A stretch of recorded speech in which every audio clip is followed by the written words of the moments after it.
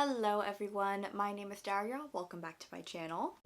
And today I figured it was about time that I catch you all up on what I have been reading. I have not done a proper monthly wrap-up for a little while now because a lot of the books that I've been reading I have been vlogging about or dedicating videos to. So I thought I would take the time to talk to you guys about my recent reads, particularly those that I haven't mentioned in videos previously. The first book I want to talk to you guys about is Say Nothing by Patrick Keefe. Now, this is a non-fiction novel, and I would probably categorize it as true crime above anything else. This book opens up on the 1972 abduction of Jean McConville, who was a single mother of 10 children. She was taken from her home in Belfast and was never seen again. But Jean's story is just part of this book, and in fact, we are looking at a far larger conflict known as the Troubles. Now, I'll be honest, I don't really have any authority when it comes to speaking about the Troubles. It is something that I am still struggling to understand and need to learn more about, and this book was a start of that learning process.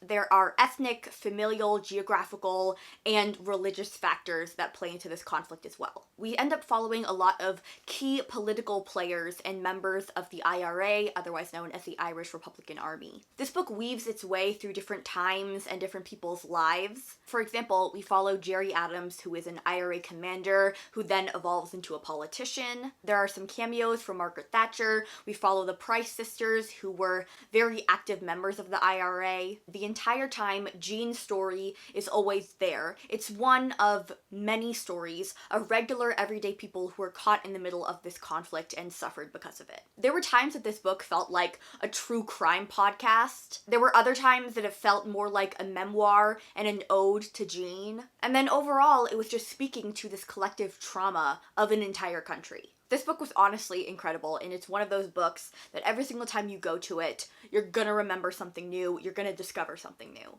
The next thing that I picked up was A Court of Frost and Starlight by Sarah J. Maas, and I truly do regret reading this novella. The only reason I picked up this book is because I thought there would be some vital information in it that I needed for the next book. And that was just so not true, because this entire book, if you can even call it that, it's just Faison being horny as hell in public, in front of everybody, for no reason. Sarah J. Maas wrote a fanfic of her own book and then managed to publish it and make money off of it? Like, I don't understand the point of this. I look back on reading Akamath and how obsessed I was with Feyre and Rhysand, and then I read Akawar, and my love for them started to die down a bit. When you have a slow burn romance or an enemies to lovers thing, which in this case Faison was both, sometimes when the couple gets together, the spark is just lost. And I definitely felt that way about Faison, but this novella, Lord, I hated them by the end. There's one scene in which Rhysand is sitting at a table, and I think Cassian is giving him some information about the Illyrians, something important. And we're in Rhys's head, and literally all he can think about is how he and Feyre fucked on that table. Are you joking? Cassian is giving you important information, and you just can't control yourself? Honestly, part of me is a little bit impressed that Sarah J. Maas was able to take what was probably one of the most beloved couples in fictional history and just absolutely wreck them, all on her own. The next book I want to talk about is Watch Us Rise by Renee Watson and Ellen Hagen. This is a YA contemporary feminist novel. This book follows two teenagers growing up in New York City, Chelsea and Jasmine. Jasmine is a performer. She loves to act, and she is also dealing with a lot of personal struggles at home because her father has been diagnosed with a terminal illness. Next we have Chelsea, our poet, who is very outspoken and often feels like she is undermined and unappreciated in her poetry club and really in all facets of her life at school because she's a girl. So Jasmine and Chelsea band together and they create their own feminist club. They have a blog where they post writings and essays and thought-provoking pieces, and they start to gain some traction online, and this brings them a lot of attention, both positive and negative. I think I would have loved this book so much more if I had read it when I was of the age demographic it's targeted to. If I was like 14 or 15, just discovering feminism as a concept, especially intersectional feminism, I think I would have gotten a lot out of this book. But where I am right now, this book just really didn't raise my conscience in any way. I feel like a lot of the concepts that were tackled, intersectional feminism, body image, fat phobia, racism, it was all a bit rudimentary for me. Next, we have a book that I blew through in about an hour while hanging out at Barnes & Noble. It is Venus in the Blind Spot by Junji Ito. So for those of you who don't know, although I doubt there are very many of you, Junji Ito is a prolific horror manga artist. He is particularly known for his body horror, and I love that. I love body horror because I think it's so interesting to think about the fact that our bodies could be used as weapons against us. Ghosts, ghouls, demons, murderers, it's all external. Our body, though, that's something that we can't escape, and if it turns against us, that's a terrifying thing to think about. So Venus in the Blind Spot is a collection of Junji Ito short stories. Now, when it comes to these kinds of anthology collections, some stories I'm going to enjoy more than others, and that is definitely what happened here. I have to say that reading the story Billions Alone while in the midst of quarantine was definitely unsettling. It basically follows our agoraphobic main character who is struggling to sort of integrate himself back into society and his community. And to make matters even worse, there is this really weird thing going on in which large groups of people who meet up together are being found all tied together, like literally sewn to each other. For example, there could be a party of like 10 people down the road, and the next day all those people are sewn together in this really creepy, just disgusting formation. It makes me want to never go outside, like ever again. So yes, there were some stories that I enjoyed more than others, but Junji Ito at his worst is far superior to most manga artists at their best. The next book I read is A Court of Silver Flames, and I'm going to talk fairly briefly about this one because I do have an entire vlog dedicated to it. I'm just gonna come right out and say this and fully admit that this book has no plot and virtually no bearing on the overarching themes of the series. This book is 100% character driven. It is a Nesta character study and just watching the evolution of her and Cassian's relationship. But as I have mentioned time and time again on this channel, that is my bread and butter. I am a sucker for character-driven stories. I love messy women. I love angry, resentful, bitter women, and that is who Nesta was at the start of this book, and getting to see her evolve and end up where she did at the end of the book, no spoilers of course, it was so gratifying to read. And of course, I just absolutely adore her and Cassian and their dynamic. Also, I definitely need to acknowledge that this is by far the smuttiest book that Sarah has ever written. It wasn't so much what was done, but instead what was said while things were being done. Does that make sense? The next 3 books I'm going to talk about I actually read in order to recommend them to you guys in a recent Persian Reads recommendations video. I feel like I just repeated all of the same words twice. What the hell? The first book that I read was A Door Between Us by Ahsan Sadr. Now this book takes place in Iran during what was known as the Green Revolution. Essentially, many Iranian citizens believed that the 2009 election was fraudulent, and thus they took to the streets to demonstrate against the government and the election itself. Though our story is set during this very prominent and tumultuous time in Iranian history, it actually focuses its lens a bit more specifically onto 2 families. Our story opens up on a wedding between Ali and Sara, whose families are diametrically opposed. We have Sara's family, who are very wealthy, very elitist, and they 100% support the government. And then we have Ali's family, which is made up of revolutionaries, particularly his older sister Azar. Our lovers get off to a pretty rocky start, because during the ceremony, Ali's nephews start to chant very revolutionary and provocative statements. Sara's aunt, who is the matriarch of that entire side of the family, just walks out of the wedding because of this. And then when Ali and Sara are driving away from their wedding, they run into a group of protesters who are trying to escape the police. Sara ends up telling one of the girls to get into their car, and when they are discovered, Ali is arrested. I mentioned this in my recommendations video, but it really bears repeating. I think that this book does such a good job making the seemingly larger-than-life historical events more personal to you as a reader. If Ahsan Sadr was just to write a book about the Green Revolution, I don't think it would hold the emotional weight and pack the same punch as this story does. We get to know Ali, Sara, Azad, and so many other members of both these families in a very intimate way. And because we are in all these characters' heads, we see a lot of different ways of thinking, of looking at the world. What's also really fascinating is that even if you have 2 characters who believe in the same goal, they have entirely different ways of how they think they should achieve that goal, which is incredibly realistic to how we are in our real lives. The next book that I read and really ended up loving was The Ungrateful Refugee by Dina Nayeri. This book mainly focuses on the author and her family and their migrant status and their journey trying to escape Iran because they were Christians. But this book is honestly so much more than that. It's not told in a linear or chronological format. We don't start with the author during her childhood and then follow her as she leaves Iran and comes to America. It's nothing like that, really. On one page, we may be talking about the author and what it was like for her growing up in a small village. And then on the very next page, we are jumping forward in time in which the author is actually working with other refugees from Iran trying to come to America. This book was mostly a study on what it means to be a migrant and a refugee, how there are very inhumane and unrealistic expectations put on you as a refugee, how you are basically demanded to give a performance to reject your old life in your own country. This book just does a really great job showing you through anecdotes and personal accounts just how impossible it is to be a refugee and try to seek asylum. The next book that I read is The Mirror of My Heart, 1,000 Years of Persian Poetry by Women. The title of this book is pretty self-explanatory. It is a translated collection of thousands of years of Persian poetry written by women. There's a pretty lengthy introduction in this book, but I think it is so important because it breaks down the different eras these women wrote in. And in order to understand why these women wrote the way that they did, why they wrote about the things that they did,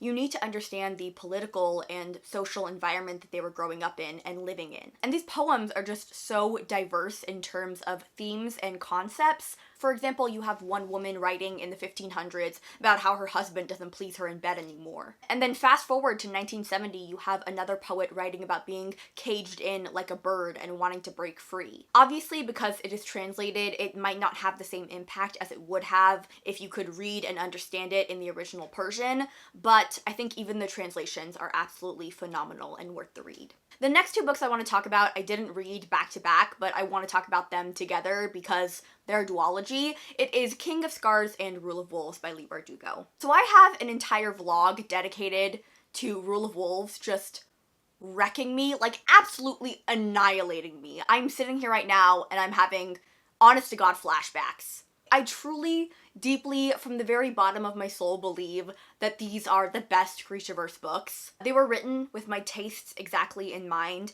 They are character studies, deep dives into who I believe are the most fascinating characters in the entire Grishaverse, Nikolai and Zoya. We also, of course, get a POV from Nina, who I just have such an attachment to. I see so much of myself in her. We also have Nikolai and Zoya, who are just chef's kiss, so immaculate. Their dynamic is exactly what I look for. Two people who put on a front, a performance in front of everybody else, but around each other, they can be their true selves. Throw in some angst, mutual pining, and both of them feeling like they don't deserve the other person, and it's just, it's perfection. I'm also a really big fan of like slow-moving, politically driven plots. I'm not a fan of like huge battle sequences or anything like that, which again is why these books are so perfectly suited to my tastes as a reader. I think King of Scars absolutely blew this universe wide open and expanded it in a way that none of the books have done before. This world just keeps expanding and getting more complicated and more interesting.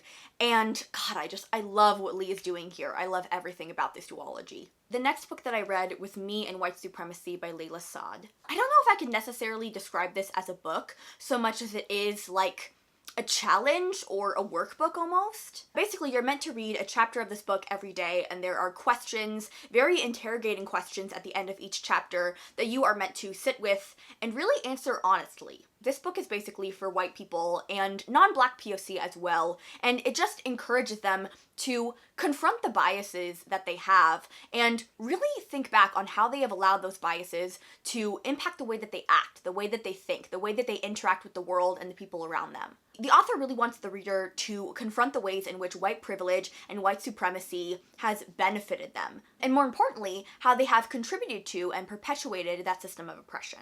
The next book I'm going to talk about, I can't even say that I want to talk about it because truly, this book put me through the fucking ringer. It's Chain of Iron by Cassandra Clare.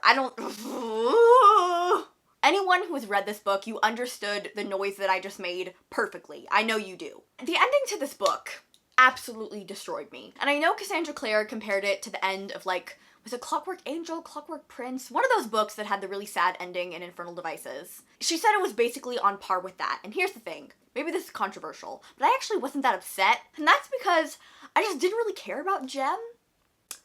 Oh man, I'm gonna get fried. Oh god. I just didn't like Jem as a romantic interest. I didn't like him and Tessa together. So my heart wasn't really being torn in two between him and Will. But in this book, that ending, I cared about every single person involved. I cared about every single one of them so deeply. So this hurts. This hurts, and I don't know how Cassie's gonna fix it.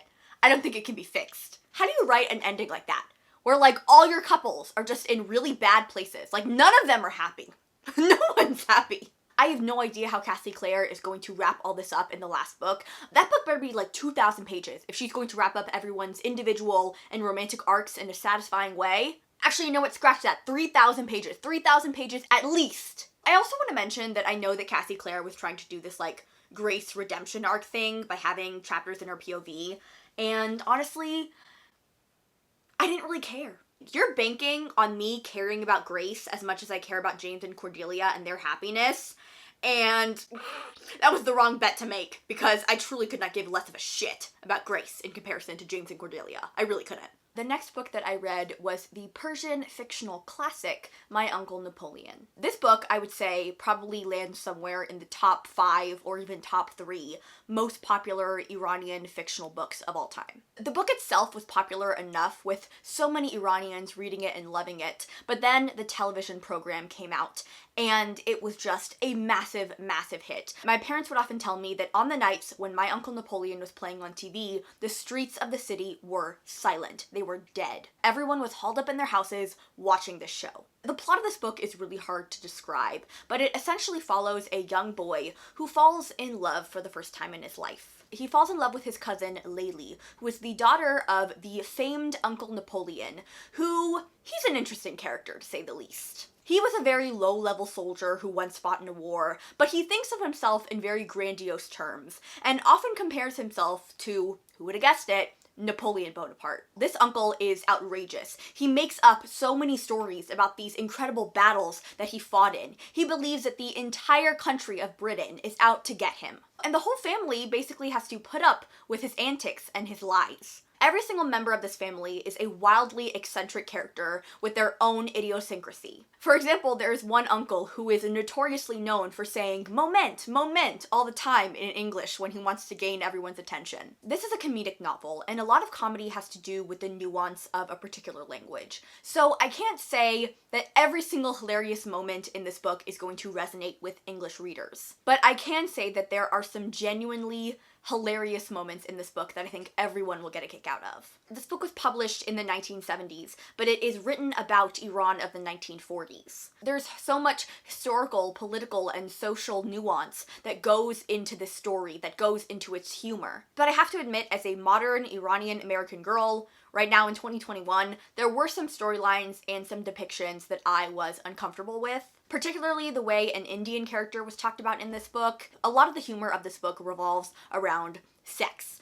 And some of those jokes are just really not jokes. Like, they're just uncomfortable. They're weird. It's not good. It's not funny. I don't know if I could necessarily, recommend this book strongly. I am still glad that I read it because it is such a cultural touchstone for Iranian people. The next book I want to talk to you guys about is one that really surprised me, but I ended up absolutely loving. It is The Push by Audrey Audrain. It follows a young woman named Blythe, who is running away from a childhood of neglect and abuse. In fact, she's running away from generational trauma and abuse. She had a mother who neglected her, who in turn had a mother who neglected her. And Blythe is determined to be nothing like her mother. So when she marries Mr. Perfect, she decides that she needs to be Mrs. Perfect and do everything that she can to keep her husband happy. And that includes having a child, even though she is deathly afraid that she will end up just like her mother. So Blythe and her husband have a baby, a girl named Violet, and Blythe feels nothing for this child.